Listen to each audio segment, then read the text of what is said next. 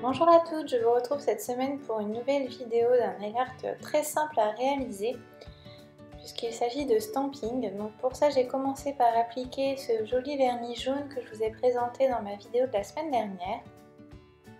Après avoir appliqué ma base, j'applique plusieurs couches de ce vernis parce qu'il n'est pas opaque du tout, j'ai dû appliquer au moins 3 ou 4 couches. C'est dommage parce que la couleur est jolie mais l'opacité, il faudrait peut-être mettre une couche de blanc en dessous mais sinon c'est un petit peu compliqué. Bref, une fois que c'est fait, je vais prendre des paillettes, comme ça c'est des petites particules, des petits flakies en fait, très jolis avec plein de reflets. Donc là j'ai choisi les roses pour aller ensuite avec la couleur du stamping que je vais faire sur les autres ongles.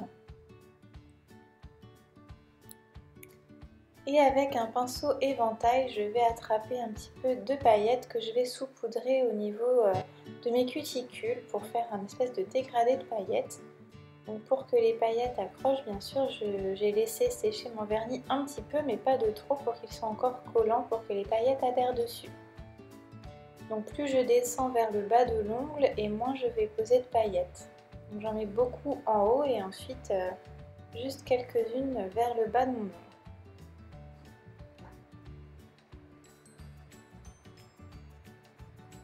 Ensuite, j'appuie bien pour que les paillettes s'incrustent bien dans le vernis et que ça ne relique pas. Puis je vais choisir une plaque de stamping. Là, j'ai choisi ce petit motif avec, qui fait un petit peu baroque et un vernis de stamping violet.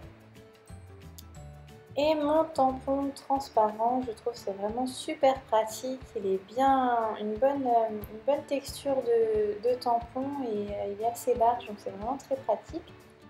Donc j'applique mon vernis sur mon motif, je prends ma petite raclette et je stampe avec donc le tampon et je vais venir décalquer le motif sur mon ongle. Donc je vous remontre la manip pour le stamping. Ensuite je vise bien et j'appuie. Voilà, c'est déjà terminé. Donc à cette étape je passe une couche de top coat. En fait, le vernis que j'ai utilisé, c'est un vernis thermique, donc quand vous avez chaud, il est très clair en fait, rose très clair, et quand vous avez froid, il devient violet.